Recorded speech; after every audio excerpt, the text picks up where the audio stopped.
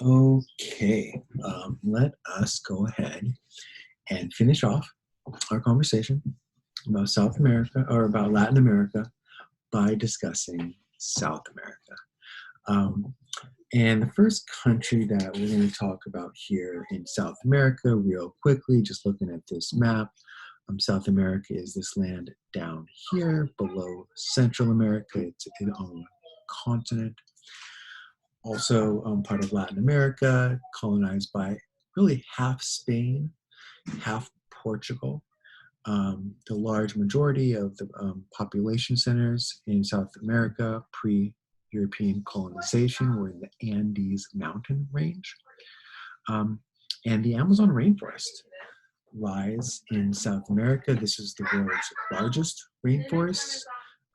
This is what we call sometimes the lung of the world. It creates enormous amounts of oxygen, which we need to breathe. It also sucks up enormous amounts of carbon, which in this global warming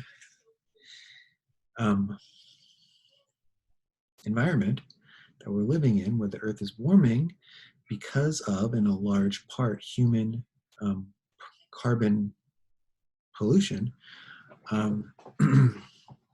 or humans adding carbon to the environment, let's just say that, those trees turn that carbon dioxide into oxygen. So this is a really important thing. But historically, not as many people lived there. It's kind of a tough place to live. To this day, there are still tribes that live in the Amazon rainforest right here in Brazil that live like they did 1,000, 2,000 years ago. And interestingly, if you come into their land, they'll kill you. They do not play games. This is very tribal and old school, and they do not want anyone going in there influencing them. So the first place we're going to talk about is a country called Chile, which is right along here. And Chile had been when we talked about Latin America and their historical, economic role as providing natural resources for the US and Britain, largely, other European countries. Chile was known for its copper mines. Chile is in the Andes mountain range. This is where the Inca lived. The Inca were not conquered as much as, say, the Aztec or certainly the Native Americans of America were conquered maybe the most, or killed off maybe the most, depending on how you want to put it, the United States of America. So post-World War II, Chile starts a land redistribution program, which can be construed as communism or socialism. We take land from the rich, we give it to the poor, this kind of thing.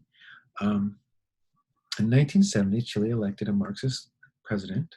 He was openly a supporter of Marxist socialism, not evolutionary socialism, but middle of the rung socialism. He was communist. And they chose him in a democratic election. His name was Salvador Allende. He continued the policy of land distribution, giving 59% of all Chilean land back to the people of Chile, who again are mostly Native American at this point. Not mostly, I shouldn't say that, but a lot, the peasants are mostly Native American, not the rich landowners. They're mostly European descendants. He also promised a cup of milk to all children. Sounds a lot like the free lunch program that exists in our country after the COVID situation. I oftentimes mention that my daughters get sent home every day with dinner as well as free lunches. This scared the US. They thought Chile might grow closer to the USSR and to Cuba and to communism. And when he nationalizes the copper industry now, this is the big one, right? Because that's what we want. That's what we care about. Not as much your land, but your copper. We want your copper. Copper is used in plumbing. It's wildly important. And the U.S. launches an attack against him. They straight out, U.S. warplanes fly over his Capitol building, and they kill him. Okay, let's pause there for a second, if we may. How many countries have we overthrown here in the Cold War? Just for fun. Let's rack them up, right? We've got a tally. We've got a running score, right? We got Korea, Vietnam, attempted revolution in Cuba. Okay, so we have Guatemala. We have influence in attacking the governments of El Salvador and Nicaragua. And now we add Chile to the list, so that's at least 6. Now, we also helped Afghanistan beat the Soviet Union, who probably says that they had control of that. Is that 7 countries outside of the United States that we made the government how we wanted it to be, or tried to after the war? Well, I guess we lost Vietnam, so that doesn't count. 6. Okay, so here's another one. It was on September 11th. Interesting day. 1973. And they put in a leader named Pinochet who agreed to let Chile let the copper flow to the U.S. and other industrialized countries for money. They paid for it. And here's Salvador Allende. Now let's take a look at Chile's GDP, because frankly, Chile does pretty well. You can see, compared to the rest of Latin America, Chile was maybe a touch below in 1980. This is 7 small years after the coup that the U.S. Did to take out Allende. But look, Chile's doing better than the rest of Latin America. Chile is actually one of the top Latin American countries in terms of GDP. We kind of saw that earlier. I had a list of Latin American countries with GDP. Can I find it? Can I find it? Can I find it? Not now. Okay. Is that it? Just for fun? Is this the list of Latin American countries with GDP? Chile right there. Yeah, I think we had seen that on the earlier map. Let's copy this guy and put him down there so we can refer back to him as we move on. Okay, so yeah, but Chile's doing pretty well now. Now why? Well, probably because they agree with the U.S. They let the U.S. They work with the U.S. They don't fight against the U.S. Right? And if you look here, these are countries that have negotiated trade deals with Chile, free trade deals with Chile. And look, it's the US and Canada and Mexico and Europe. And now China's gotten its hands in there, and India and Australia and Colombia and wow, yeah. Hey, you play by the rules of the game, your economy is going to be stronger. Who made those rules? I don't think it was the US and Europe. Okay. The book now brings up Argentina. Argentina has been controlled by the rich elites since before World War II, and had an economy based on cattle ranching. Argentinian beef was like the best beef in the world, maybe still is. In 1943, the government was overthrown by the military. They took over the banks, the railroads, the insurance, the shipping. Middle of World War II.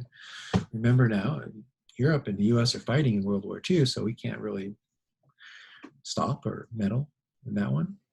A few years later, Juan Perón is elected president of Argentina, and he does this really, he's an authoritarian leader.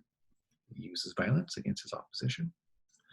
And he does this really weird thing where he helps former German SS, that's the worst part of the Nazis, secret.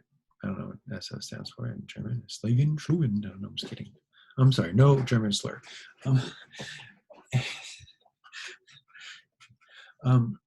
Escape into Argentina. So like high-ranking officials escaped prosecution and moved into Argentina, the Nazis. Oh, interesting. If you ever see, I think the largest percentage of, we're going to find out that Argentina is a really large European population, more than you think. I mean, this is the Americas, right? Probably a large Native American population or something. But no, look, bang, 87% of Argentinians are Europeans, the largest percentage are Italians, and then Spanish. Okay, makes sense. But then like Germans, I think are 9% of this 86%, and these people are mixed. So I mean, the American Indians are 3%. Argentina's population, how is that a thing? Says the American, where Native Americans are less than 3% of America's population. Stop now, Marina. Okay. So anyways, moving on, in 1955, the government takes over again from Perón. But Perón is elected again in 73. Hey, this is like real interesting back and forth between the military and the authoritarian ruler. Argentina, well, interesting. He dies a year later, and the military takes back over. Interesting. And then they killed 36,000 that went against them. Oh, hey. Okay, the military is also kind of authoritarian. Well, two authoritarians just going at it in Argentina. And in 1982, Argentina tries to take over the British, they do take over the Falkland Islands that are right here off Argentina. And I mean, it makes sense. These are closer to Argentina than Britain, but the world doesn't make sense. The British, we all know, and other European countries control lots of land outside of Europe. So they had been controlling this land for a long time. And then they said, why do you think you can take over this land, Argentina? Don't you know who we are? We're Britain. And they take it right back from the Argentinians, which discredits the government. And then the Argentinians now have free elections in 1983. And to this day, and I have a map somewhere, the Argentinians are one of the most democratic states in the Americas. In 2001, Argentina refused to pay its debt. Now, there's an interesting one. What happens when a country refuses to pay its debt? Well, let's take a look. The economy tanks. Yeah, you got to pay your debt, man. That's just the way the world works. Pay your bills or else you're going to lose everything. And then this is 3 years of negative growth, including negative 10.3. That's way worse than the Great Recession. I mean, these are horrible, horrible GDP numbers. And then in 2005, they agree to pay the debt, and you can see that their economy picks back up. Argentina is kind of a back and forth economic country. One of the big three, I would say, right?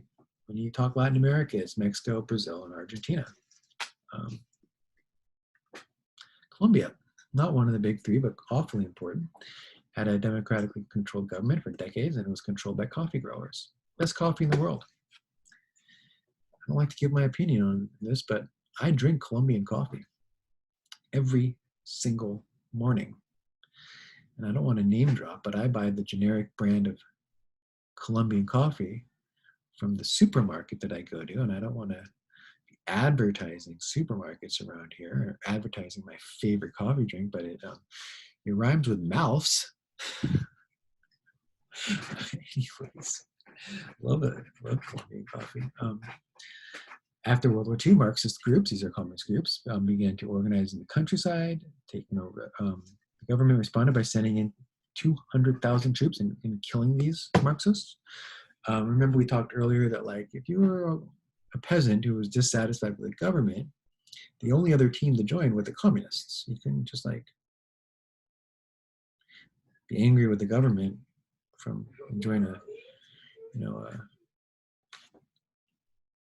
capitalist democratic movement against the government. No, it was the communists against the government. So if you were angry with the government, you joined the communists. And 200,000 were killed, and that's a big number, guys. And then what happens is that the peasants start growing cocoa leaves, which is used to make cocaine in the 80s. This is big in Colombia. Now the drug cartels start to get so rich and powerful selling cocaine to the United States of America and Europe mostly, but all around the world. In the 80s, I hear the 80s were wild times. I was 5 to 15. I had no idea what any of that stuff meant, but I was pretty big on Scooby-Doo and Lakers.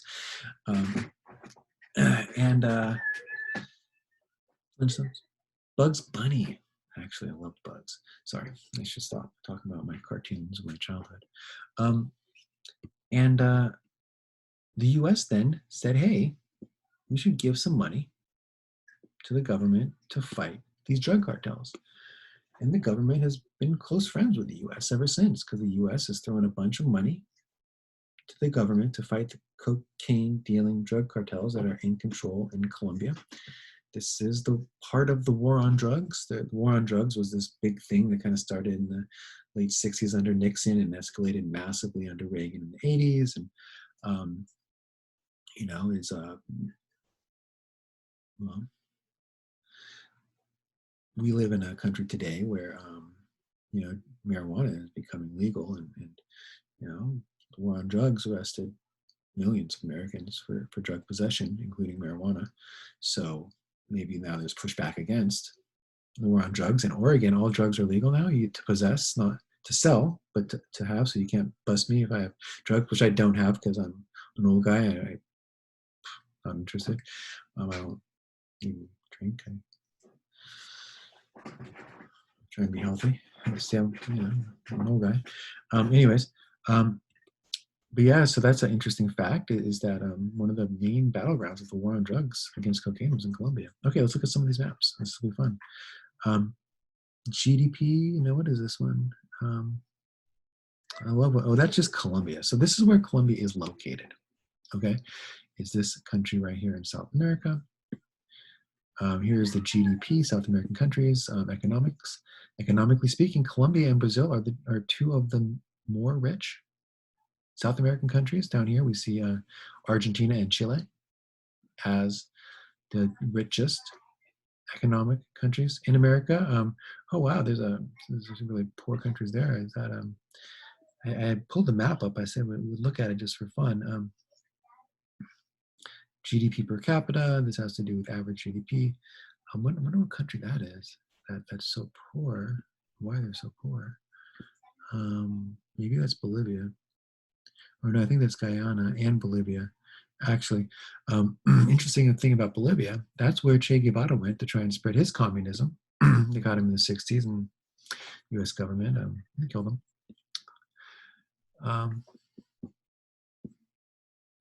Can I get a USA? Sorry. Sarcastic one. Anyways, economic freedom scores, you can see that the freest countries in Latin America are Chile and Colombia.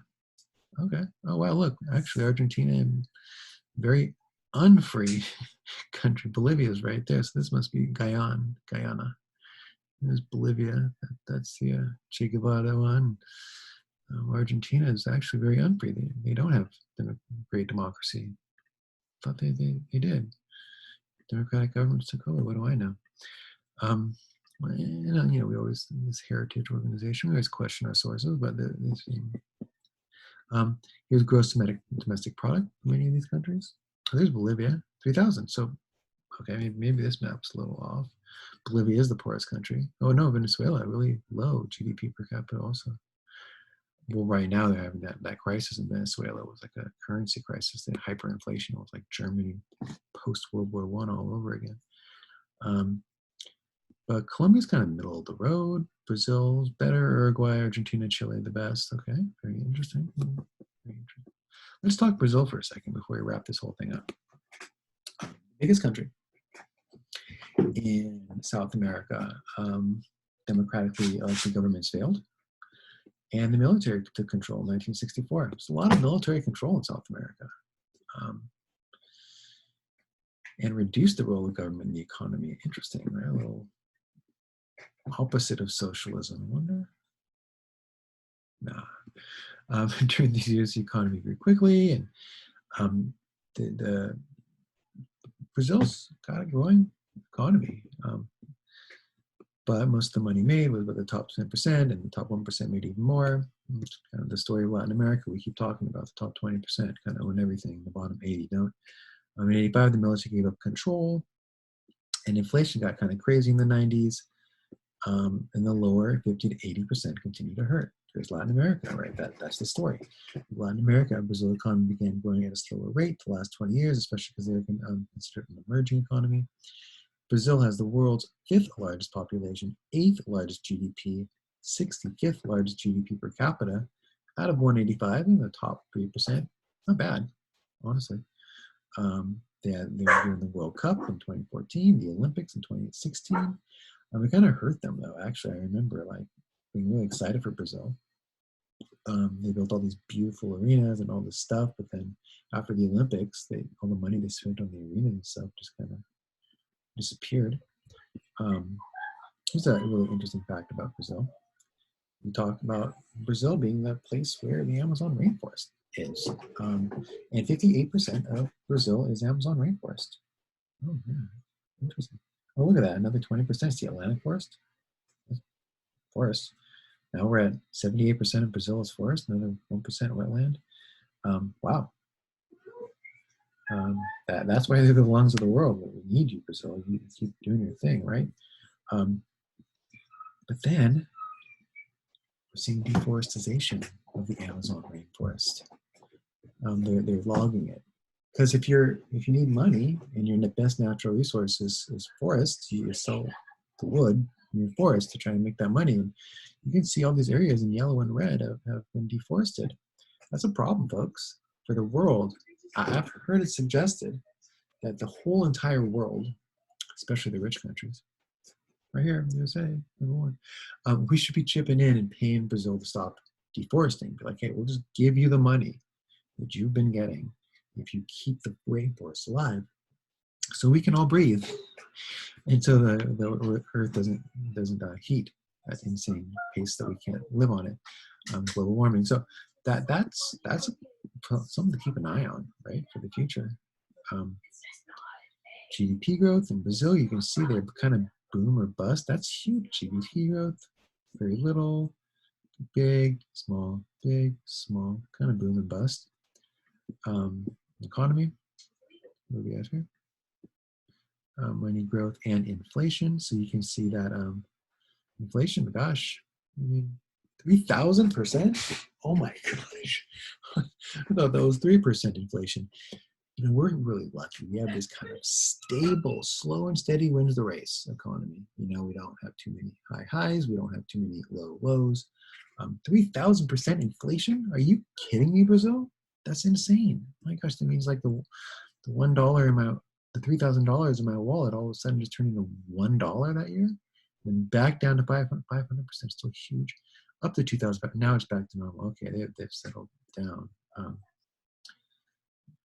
Money supply growth rate, they're just printing money. That's can't be done, folks. You can't just print money. Ask Germany, ask Brazil, ask modern Venezuela. When you're having economic problems, and we have a big debt, you can't just print money. You got to work.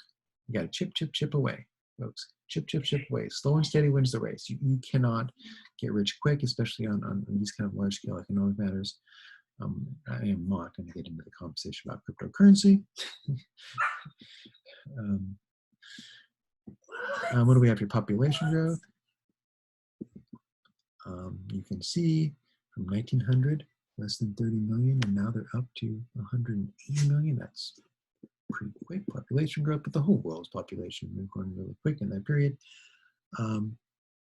And we see, how has your democracy been doing lately? I don't know these sources, the Signal, I don't know, I hope they're a good source. I'm showing you guys this chart I found, but looks like Brazil's democracy has been going down quickly. Chile's has been going up. Argentina's has been steady, but we saw Argentina's wasn't that great in this map here. Colombia, negative. Well, a lot of Bolivia, a lot of Latin American countries, democracy seems to be going down since 1980. That's interesting. Even Mexico, our great friend, right to our south. And there's one more thing I want to show you here before I call it a day. This is Sao Paulo.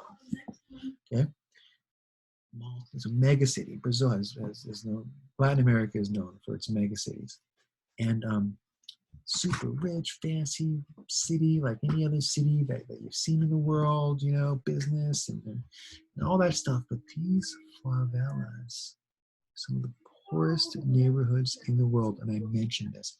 Latin America is known for its crazy rich neighborhoods. And in the shadow of its crazy rich neighborhoods are some of the poorest neighborhoods of the world. Guys, these are like houses with steel corrugated roofs and like plywood walls. This isn't well built. That's Latin America for you. 20% rich, 80% below average, 50% poor. Super rich buildings, right in the shadow of the super rich buildings, super poor favelas where people are living, really bad, poor lifestyles, and crime is rampant. Our neighbors influenced by us largely.